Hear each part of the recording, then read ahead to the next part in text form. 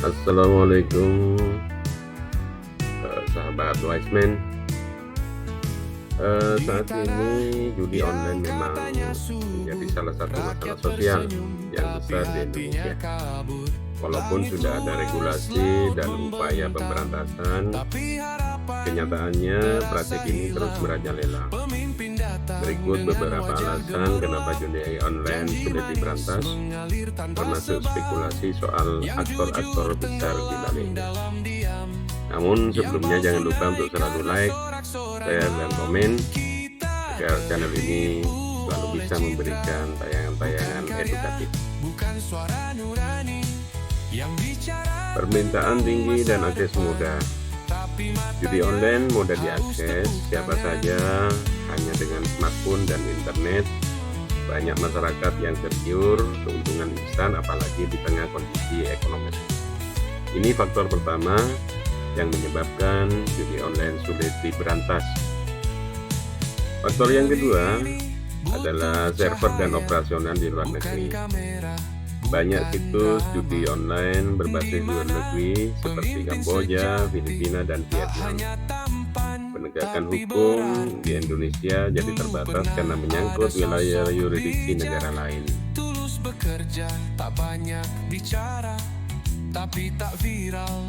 Kelemahan yang ketiga, regulasi dan penegakan hukum. Regulasi sudah ada, tapi penegakan hukum belum konsisten. Situs-situs judi online bisa berganti domain dengan cepat setelah diblokir Kominfo.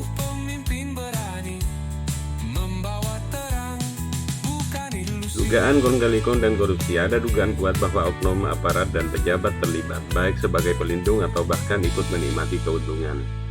Jika benar bos besar seperti inisial TH yang sudah diketahui publik namun belum ditangkap, ini memunculkan kecurigaan bahwa ada backing kuat yang melindungi jaringan ini.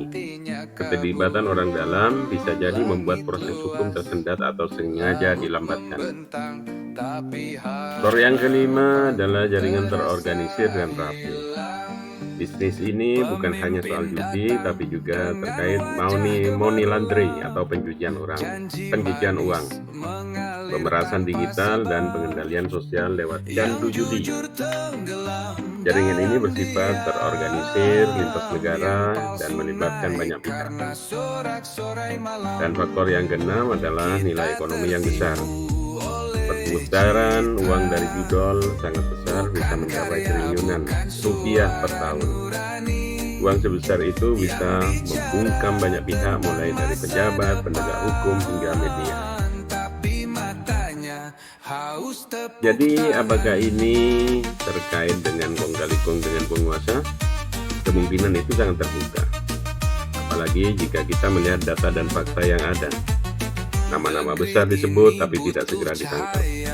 Situs-situs baru terus bermunculan meskipun ribuan sudah diblokir. Kadang ada penangkapan pemain dan agen kecil, tapi bos-bos besarnya aman-aman saja. Karena itu untuk membuktikan secara hukum butuh investigasi mendalam dan keberanian politik yang sejauh ini belum tampak cukup kuat dari pemerintah. Jadi langkah yang pertama untuk mengatasi ini adalah harus ada investigasi mendalam dan keberanian politik serta menangkap mereka, yaitu para pemain-pemain utamanya. Langkah yang kedua untuk mengatasi ini adalah perang teknologi yang seimbang, yaitu gunakan solusi teknisnya gunakan AI dan crawler khusus untuk mendeteksi situs mirror dan aplikasi tersembunyi. Gandeng ISP dan platform digital agar tidak hanya memblokir situs, tapi juga menghambat akses pembayaran atau transaksi. Kemudian blokir channel promosi di media sosial, bahkan kalau perlu bekerja sama dengan TikTok, Facebook, Telegram, dan lain sebagainya. Yang ketiga, agar judol ini tidak ada lagi adalah diadakan pendidikan dan kesadaran masyarakat. Publik perlu diedukasi dengan cara kampanye masif tentang bahaya judol, misalnya utang, bunuh diri, kekerasan rumah tangga, dan hilangnya masa depan.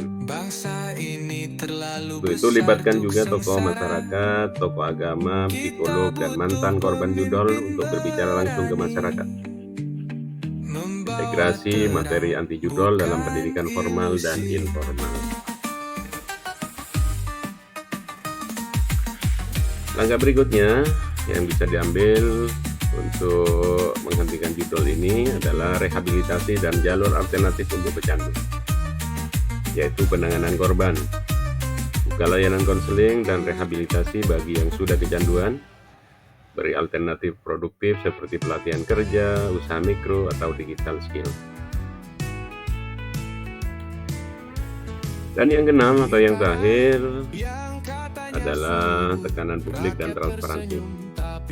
Masyarakat punya peran besar, yaitu mendorong media investigasi untuk terus membongkar jaringan judol, desak pemerintah agar melibatkan masyarakat sipil dalam pengawasan satgas atau satuan tugas, dan gunakan kekuatan viral media sosial untuk menekan elit agar tidak tutup mata.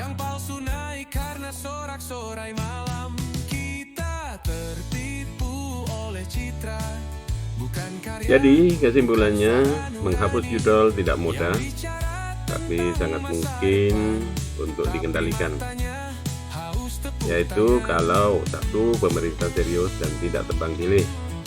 Yang kedua, teknologi digunakan untuk kebaikan. Dan yang ketiga, masyarakat sadar, peduli, dan aktif. Mungkin inilah beberapa kiat untuk mengurangi atau mengatasi peredaran judol di Indonesia. Mudah-mudahan bermanfaat. Sampai ketemu pada tayangan yang akan datang. Akhiri, assalamualaikum warahmatullahi wabarakatuh.